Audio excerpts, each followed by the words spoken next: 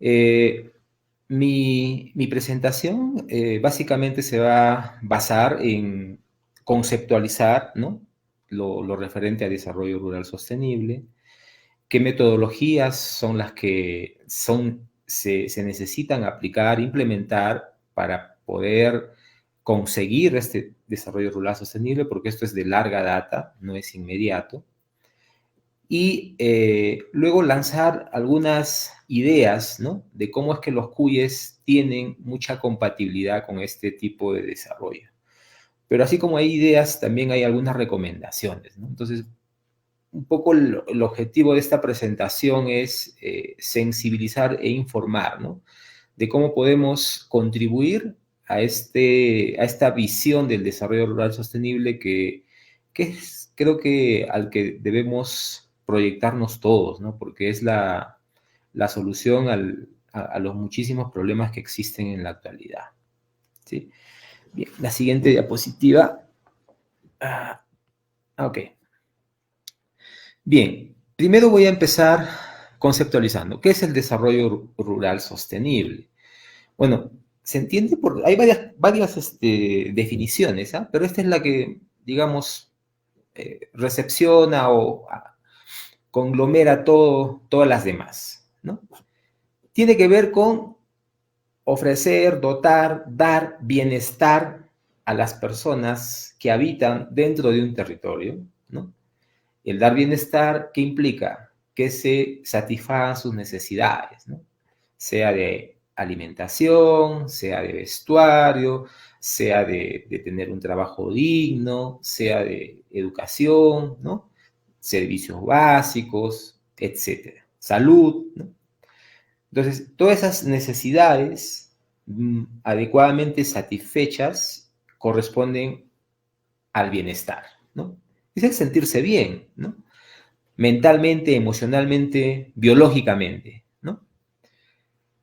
Pero ese bienestar implica uso de muchos recursos, ¿no? Por ejemplo, para la alimentación utilizamos productos agrícolas, productos pecuarios, ¿no? Y así, utilizamos bastante la energía, por ejemplo, ¿no? Para muchas actividades, ¿no? Pero todo ese uso de recursos, utilizamos agua, por supuesto, suelo, pero todo el uso de esos recursos tienen que ser sin afectar su disponibilidad futura, ¿no? Cosa que no está pasando en la actualidad, por ejemplo, ¿no? Hay mucha evidencia, mucha información que revela, ¿no? Que los suelos se están deteriorando, que el agua se está contaminando, ¿no? Que los glaciares, ¿no? Se van reduciendo, entonces peligra la disponibilidad de agua hacia el futuro. Entonces, todo el accionar de los seres humanos en la actualidad no está yendo por buen camino, ¿no? Y por eso surge esta visión del desarrollo rural sostenible. Digo rural sostenible porque creo que la sostenibilidad podemos iniciarla en ambientes rurales, ¿no? Ambientes que todavía no tienen o tienen mayor potencial de ser sostenibles. A diferencia de las ciudades probablemente, ¿no? Donde ya hay, digamos, mucho más deterioro de recursos, lo que no pasa en la zona rural. Y entonces, las personas que habitamos en un territorio y satisfacemos nuestras necesidades para lograr bienestar, hacemos que estos recursos se usen de manera mesurada, de manera adecuada, apropiada. Y hacemos también que a futuro esos recursos no desaparezcan, sino se mantengan tal cual, para que generaciones futuras hagan uso de esos mismos recursos para lograr el bienestar y así, generación tras generación, ninguna se vea afectada por disponibilidad de recursos, ¿no? Pero en los últimos años, desde la era de la Revolución Verde, ¿no? Donde se ha masificado, ¿no? La producción agrícola, los monocultivos y todo eso, pues se han generado muchas consecuencias, ¿no? Europa ha pasado por todo ese problema y ahora ellos están muy preocupados por revertir esa situación, porque eso tiene que ver mucho con la sostenibilidad o con la viabilidad de generaciones futuras, ¿no? Si no tienen los recursos necesarios, si no satisfacen sus niveles de bienestar o sus necesidades básicas, pues peligran, ¿no? Peligran. Muy bien. Acá les muestro una vista del Valle del Mantaro. Me voy a focalizar en valles. El Valle del Mantaro es uno de los principales valles proveedores de alimento, ¿no? Principalmente de la capital y obviamente de la propia región. Así como el Valle del Mantaro existen muchísimos, bueno, no tantos, otros valles, ¿no? A lo largo de la cordillera. ¿Y por qué hago referencia al valle? Porque el cuy tiene su principal producción a nivel de la serranía, ¿no? Las estadísticas indican que aproximadamente el 90% de la población de cuyes está en sierra, ¿no? Entonces, el potencial está en la sierra y ahí es donde podemos incorporarlo como parte de este plan de desarrollo rural sostenible, ¿no? Este inmenso valle, pues hay mucha actividad, muchos grupos, ¿no? Muchos territorios que tienen estas condiciones y donde se puede desarrollar este tipo de desarrollo rural. El Valle del Mantaro tiene más de 70.000 hectáreas, ¿no? Es inmenso, ¿no? Con recursos suelo, recurso agua, bueno, y capital humano, que es el que se encargará de utilizar y gestionar estos recursos de manera sostenible, ¿no? Al final somos los humanos los responsables de darle la sostenibilidad, ¿no? A todo emprendimiento que realicemos. Lo demás no son consecuencias o son causas, pero todo depende del accionar del ser humano. ¿Qué caracteriza al valle, ¿no? Un poco visualizando los aspectos como se están dando hoy en la actualidad. Y me imagino que esto se repite en otras situaciones, en otros contextos, en otros territorios, ¿no? Por ejemplo, podemos visualizar que existen especies autóctonas poco desarrolladas, ¿no? El cuy puede ser un ejemplo. Si lo comparamos con otras especies cárnicas que tienen mayor tasa de consumo, que están más posicionadas en el mercado, más desarrolladas, el cuy todavía no llega a ese nivel, ¿no? Es más, si ustedes ven las cifras que reporta el INEI, ¿no? Hay consumo per cápita de carne de pollo, carne de res, carne de cerdo. El cuy todavía no aparece en esas cifras, ¿no? Lo que sí hay datos de población, o sea, cuántos cuyes sí hay, ¿no? Y cuántos hay en promedio por cada productor. Esa información ya hay, pero ya es un avance. Pero es que todavía no estamos dando el salto, ¿no? El salto. La principal presencia, ¿no?, del cuy como producto cárnico la están dando los grandes productores, ¿no? ¿Y dónde están esos grandes productores? Principalmente en los valles costeros, ¿no?, la zona de costa. Ahí ellos tienen la posibilidad, la accesibilidad, ¿no?, a diferentes recursos para poder hacer una producción de alto nivel, ¿no?, y tecnificada, y son los principales proveedores de carne de los diferentes puntos de venta o mercados que existen en la capital, ¿no? Además, también son los principales proveedores de los restaurantes turísticos, ¿no?, que es donde se consume o donde hay un mayor consumo de carne de cuy, por ser un plato típico. Entonces, al igual que el cuy, existen otras especies, ¿no?, autóctonas, propias, nuestras, que no están recibiendo la atención ni la dedicación para poder desarrollarse como un producto potencial, un producto nuestro, un producto bandera, que nos identifique, que nos potencialice. En realidad, la persona que ha impulsado, ¿no?, porque antes estábamos peor, impulsado en algo, o bastante diría yo, el desarrollo de ciertos productos autóctonos es la gastronomía a través de Gastón Acurio, ¿no? Es él el que ha incentivado, ha promovido, ha lanzado, ¿no?, el boom gastronómico para hacernos conocidos a nivel mundial. Y claro, a través de esos platos, pues se han ido conociendo a muchos de nuestros productos autóctonos, entre ellos el cuy.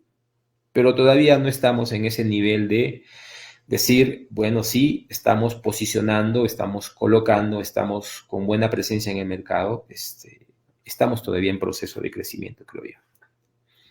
¿Qué más?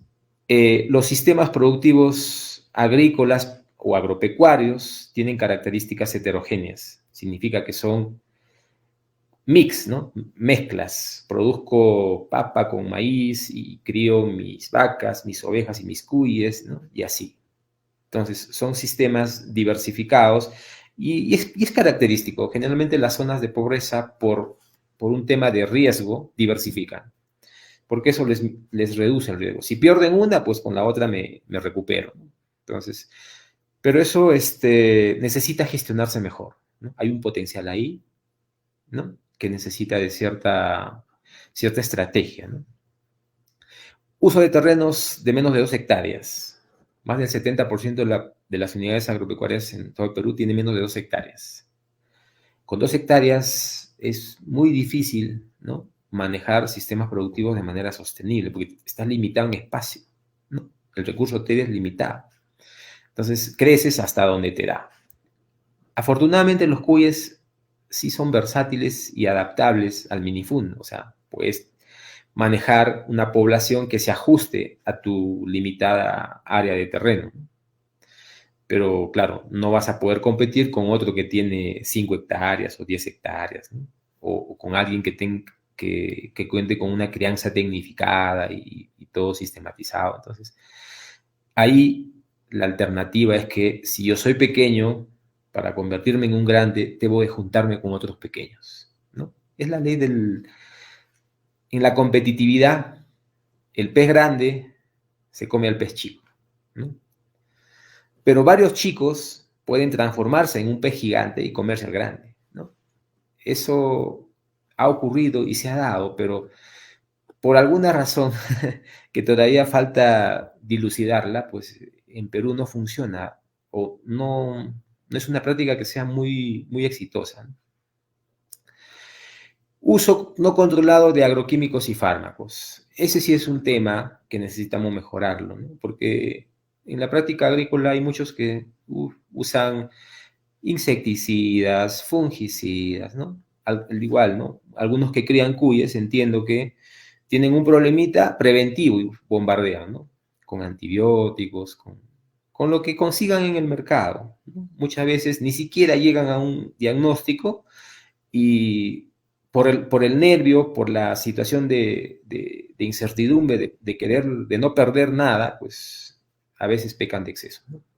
Pero al final, sean agroquímicos, sean fármacos, son perjudiciales para la salud humana, ¿no? Por las trazas que quedan, que llegan al alimento, el alimento lo consume el humano y esas trazas te terminan pasando factura más adelante, ¿no? Como el tema de la resistencia a enfermedades. Existen gérmenes multiresistentes ahorita que no los pueden controlar con ningún tipo de antibiótico. Y claro, esa persona pues tiene menos probabilidad de superar su estado de salud, ¿no? Entonces, ese tipo de consecuencias van a ser cada vez peores si es que no tomamos medidas, ¿no?, frente a ello. Pocas y débiles organizaciones con tendencia al individualismo. Bueno, eso sí es un problema serio. Necesitamos trabajar muchísimo para organizar a los grupos, a las personas, ¿no? Porque creo que la solución está en hacer las cosas de manera colaborativa, interaccionando y organizándonos, ¿no? Es la forma, no hay otra alternativa.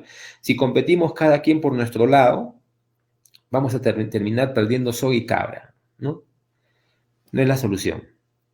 Débil articulación entre actores. También pasa, ¿no? O sea, he visto muchos que se dedican a la crianza que quieren acaparar o coberturar todos los eslabones de la cadena, ¿no? Yo mismo produzco mi pasto, yo crío mis cuyes, yo los engordo, yo los vendo, ¿no? Yo pongo mi restaurante, o sea, no puedes acaparar. El que mucho abarca, poco aprieta, ¿no? Entonces, por eso es bueno la organización, porque organizados, algunos podrán especializarse en el tema productivo, otros en el tema de engorde, otros en el procesamiento, otros en la comercialización, otros en el, qué sé yo, en la innovación productiva, en nuevos productos cárnicos, qué sé yo, pero hay espacio para todos. Pero mientras desconfiemos y querramos hacerlo todo, pues avanzaremos muy poco. Deficientes prácticas en inocuidad alimentaria. Ese sí es un tema delicado porque tiene mucho que ver con la salud humana, ¿no? Sé de muchas granjas que ante eventos sanitarios, ¿no? Lo que recurren es a la venta inmediata. Aún así está enfermo, moribundo, lo vendo.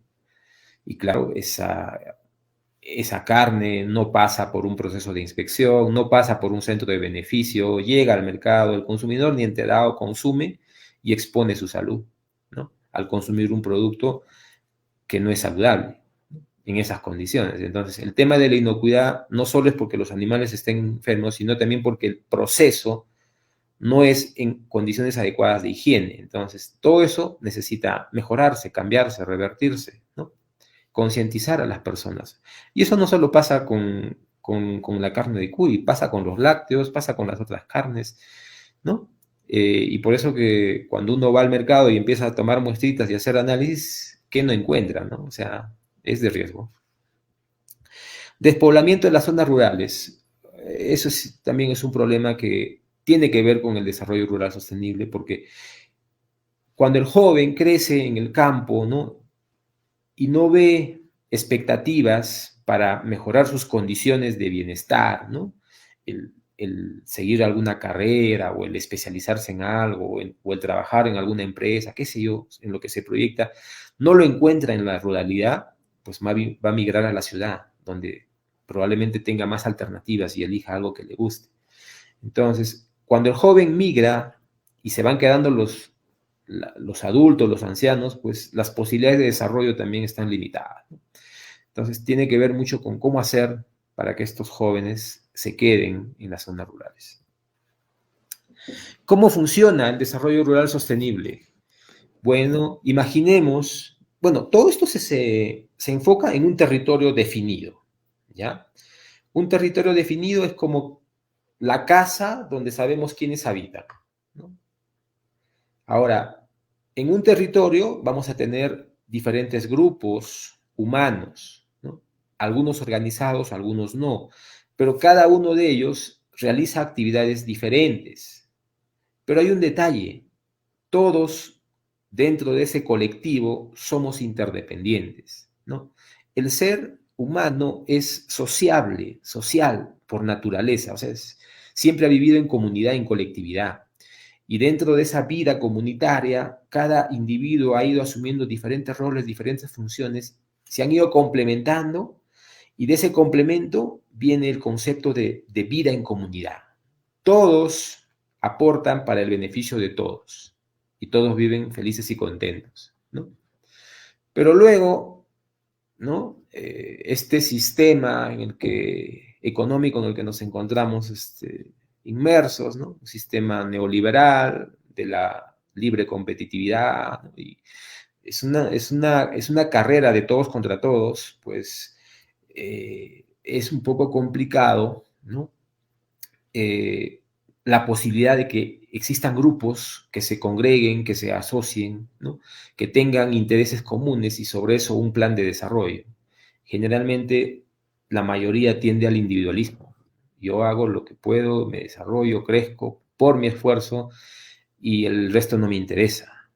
Pero el desarrollo rural sostenible no conceptualiza eso, es el bienestar común. Todos salen beneficiados en una comunidad, en un territorio. Y entonces, mi trabajo, mi función, mi rol dentro de la comunidad es importante para que los demás también puedan satisfacer sus necesidades y alcanzar el bienestar, ¿no? Entonces, desde ese concepto, yo soy importante para los demás y los demás son importantes para mí, vas desarrollando este concepto de vida en comunidad. Y el bienestar común, que es lo fundamental, creo yo. O sea, y esto no tiene nada que ver con políticas, ¿no? Es simplemente sentido común. Es sentido común de que dentro de un territorio, cómo nos organizamos, cómo interactuamos, cómo acordamos para llevar una vida de bienestar, donde todos nos beneficiemos y nadie se perjudique, ¿no? Eso es el desarrollo rural sostenible. ¿Qué metodología necesitamos? Hay una metodología muy interesante, ¿no? Este es el método Working with People o trabajando con la gente. Es un método muy interesante porque se fundamenta en captar la información de la propia población, de las necesidades de esta población, ¿no? Porque, como ya le dijo al inicio, el desarrollo depende de los seres humanos, ¿no? La sostenibilidad depende de los seres humanos, de las personas, no de los animales ni de las plantas.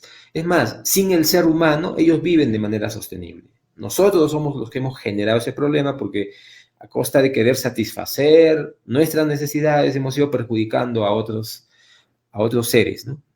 Y entonces son los seres humanos los que se necesitan sentar a conversar, a acordar, a pactar cómo vamos a hacer para que dentro de este territorio el uso de los recursos que estén a nuestra disposición lo podamos hacer para beneficio de todos, pero sin que esos recursos sean desgastados, deteriorados, mal utilizados, ¿no? De eso se trata. Y eso es interaccionar entre nosotros, empezarnos a juntar, a conversar, a escuchar opiniones, a escuchar ideas, ¿no? Y lo bonito del Working with People es que de esa interacción maravillosa, a veces a la que le damos poco crédito, permite el surgimiento de un aprendizaje social. ¿Qué es el aprendizaje social? Es la fusión de ideas, ¿no? De gente del campo, de profesionales, ¿no? De autoridades, todos ellos aportan y se genera una propuesta, una idea de desarrollo con la que todos estamos de acuerdo y decimos, sí, eso queremos. Y ninguno de nosotros se perjudica, sino se beneficia. Entonces, llevemos eso a la acción, a la práctica, a través de proyectos, ¿no? Eso es la contribución del Working with People. Es que las personas se aprendan a conocer, aprendan a confiar, aprendan a ser libres de expresarse, ¿no? Aprendan a respetar las opiniones de los demás, aprendan a negociar, ¿no? Aprendan a encontrar puntos en común, intereses comunes, porque eso es lo que los va a llevar a un desarrollo sostenible. No a lo que uno quiere o un grupito quiere. Todos debemos aportar y todos nos debemos beneficiar de esas ideas, de esos aportes, de esas contribuciones, ¿no? Entonces, eso es lo bonito y lo fabuloso de este modelo, el Working with People, que no simplemente se aplica al tema rural. Creo que donde haya seres humanos es factible aplicar el Working with People, porque de ese entendimiento colectivo es que salen las soluciones a los problemas, ¿sí? Y hay un detalle, los sistemas, ¿no? Estatales, ¿no? Los sistemas que practican las mismas universidades, las ONGs, ¿no? A través de intervenciones a zonas rurales, de extrema pobreza, qué sé yo, siempre han sido desde un enfoque top-down, ¿no? Un enfoque descendente. ¿Y qué es el enfoque descendente? Es que hay una mente brillante que sabe cuál es el problema de esa gente, que sabe cuál es la solución para ese problema, lo idealiza, ¿no? Lo plasma en un proyecto y lo ejecuta. Pero díganme, en alguna parte de esa propuesta alguien le preguntó cuál es el problema que tiene o cuál es la prioridad que tiene. Alguien le preguntó si está de acuerdo con este proyecto que se está desarrollando, está satisfaciendo o está correspondiendo con la solución de tus problemas. No. Y es por eso que ellos simplemente, como llega, son simples receptores, ¿no? Simples receptores. Y les aseguro que un bajísimo porcentaje de esas intervenciones soluciona problemas reales. Por lo general son cosas del momento, son situaciones temporales, ¿no? Los mismos programas sociales yo diría que son más un problema que una solución, ¿no?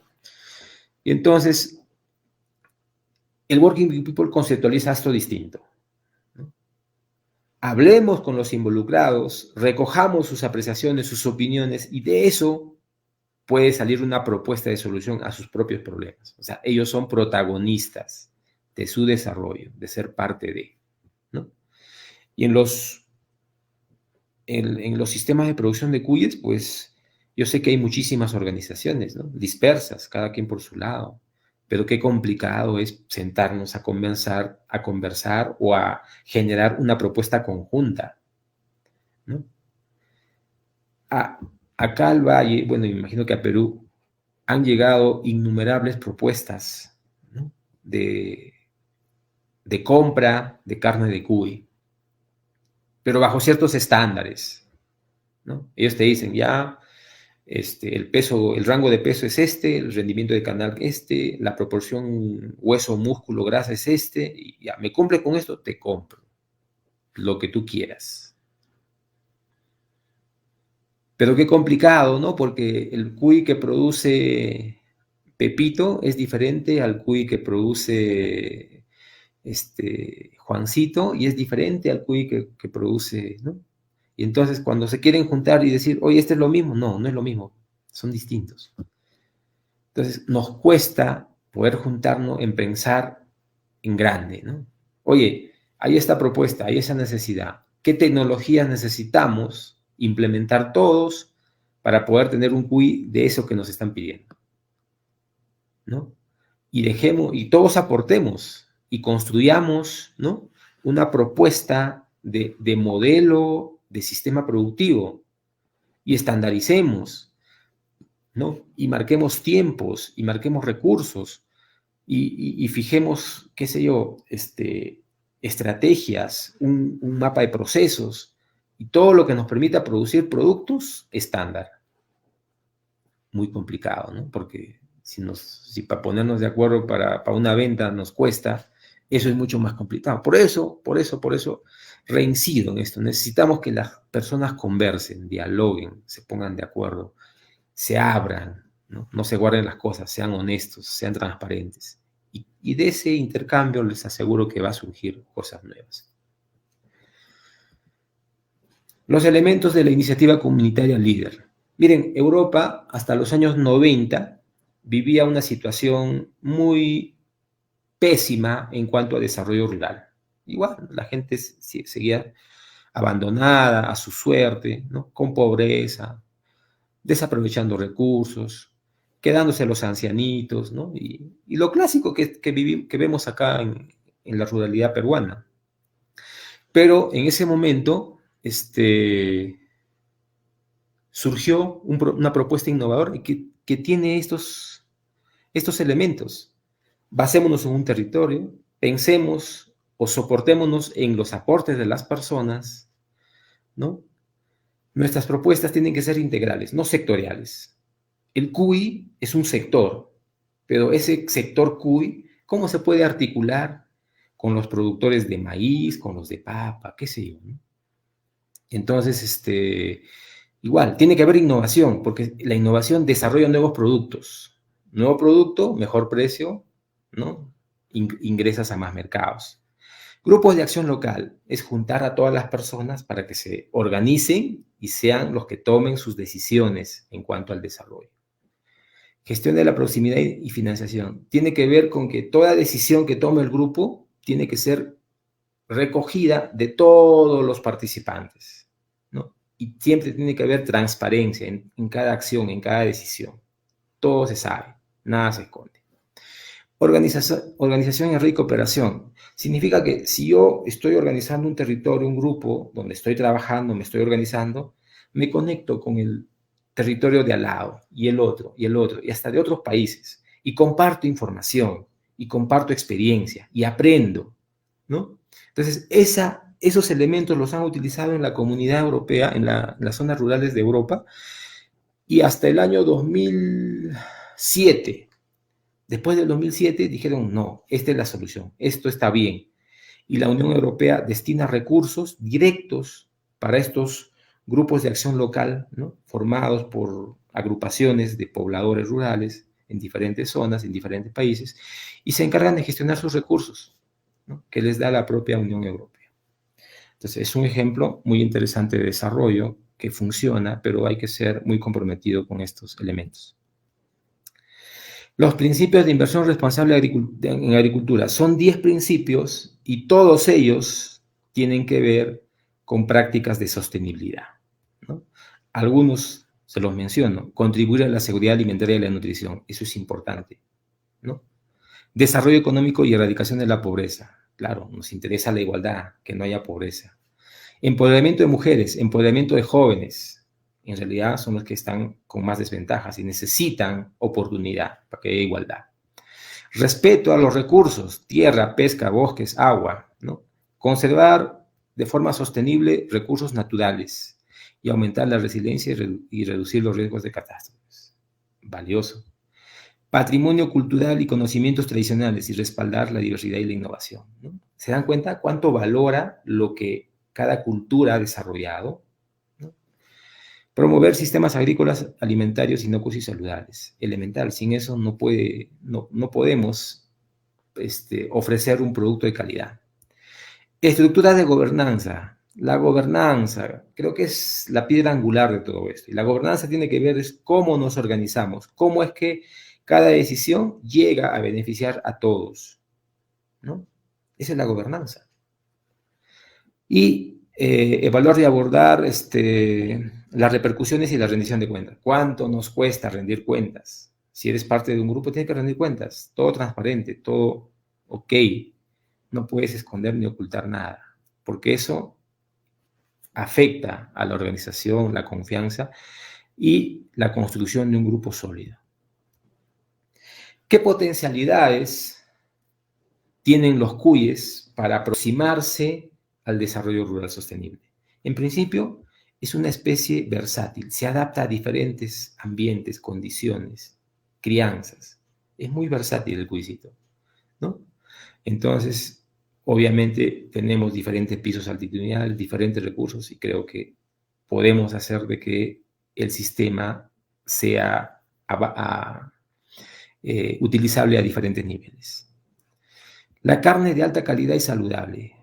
Esto, mira, y eso que no se han hecho más investigaciones. ¿Qué más no tener el cuy, no? Pero se sabe de que es muy riquísima en proteína, ¿no? Colágeno, ahora que todo el mundo busca colágeno, el cuy tiene harto colágeno, ¿no? Es una carne que tiene bajísimo contenido de grasa, ¿no? Alto contenido de minerales, y es muy digestible. O sea, no es, ningún médico te va a prohibir carne de cuy. La puede comer y se la recomiendan a los convalecientes, con mayor razón. Usa mayormente productos alimenticios locales. Sí, pues el cuy se alimenta con pastitos, con concentrado, pero que se elabora a base de subproductos alimenticios que producimos acá, ¿no? También come rastrojos, sí, pues se come la paja, la chala y todos los rastrojos que se puedan producir. Entonces, es un animal muy estratégico para uso de estos recursos. Emplea pocos agroquímicos y fármacos. Yo creo que hay una tendencia hacia eso, ¿no? O sea, cada vez es, al menos cuando alguien me consulta, yo le digo, oye, lo que tienes que hacer es mejorar. Si tú das bienestar a tus cuyes son inmunológicamente buenos. Y si son inmunológicamente buenos, no se van a afectar por más que haya un brote, porque sus defensas estarán preparadas, ¿no? Pero no caigamos en el abuso, ¿no?, de usar agroquímicos, que con eso crece mejor, que se previene. No, a la larga eso genera trazas que te la terminas comiendo y te perjudica la salud. El estiércol de alta calidad, ¿no? El estiércol de cuy tiene alta cantidad de nitrógeno, ¿no? Ahora que no hay fertilizante, deberían usar más estiércol de cuy para producir los cultivos, porque creo que tranquilamente con esos procesamientos de abonos orgánicos podría suplir, ¿no?, en gran medida esa deficiencia. Pero ahí tenemos todo un potencial. ¿Qué más? ¿Qué más necesitamos hacer para que los cuyes encajen, conecten con esto del desarrollo sostenible? Y acá he listado algunos elementos. Primero, que tiene que haber una organización y fortalecimiento interno de grupos de productores. Eso no se está dando, ¿ya? No se está dando. Y entonces necesitamos sentarnos, ¿no?, con los productores, los diferentes actores, a conversar, a dialogar y a empezar a intercambiar ideas, opiniones y plantear propuestas hacia el desarrollo. ¿Qué nos depara hacia el futuro? Ya no podemos estar cada quien compitiendo por su lado. Necesitamos juntarnos, ¿no? Porque el real desarrollo está en juntar a todos los pequeñitos para convertirlo en un gigante, ¿no? En un gigante que sea muestra de lo que se puede hacer en cuanto a desarrollo a nivel rural y encial.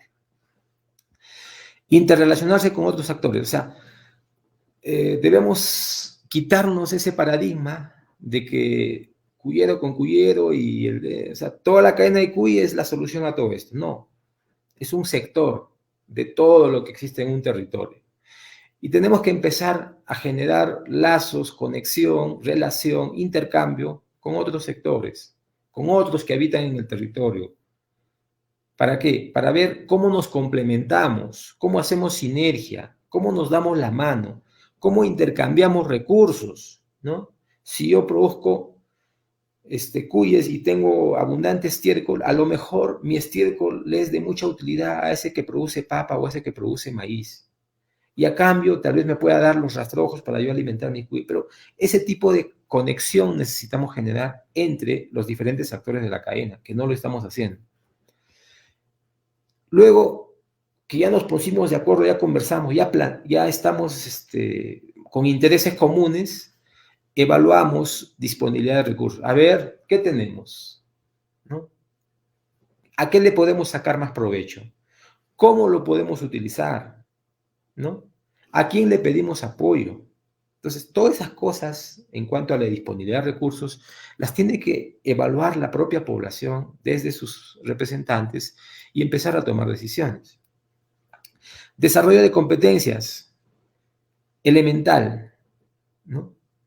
Porque el potenciar al capital humano creo que es la salida esta al desarrollo. Y tiene que ser en competencias. ¿Y en qué? En competencias en hacer bien su función, su rol dentro de lo que le corresponde en un territorio. Y una de las cosas en las que son poco competentes es en tener esa visión de desarrollo, ¿no? A través de proyectos, de emprendimientos, de innovación. Entonces, eso no es gratis. O sea, yo sé que el productor tiene su conocimiento experimentado, muy valioso, pero necesita complementarse con otros conocimientos, ¿no? De gente de la academia probablemente, para potenciar eso y empezar a ser los gestores de su propio desarrollo. Planificar el desarrollo, eso sí se hace de manera conjunta y con el apoyo de la academia, las autoridades, a todos, ¿no?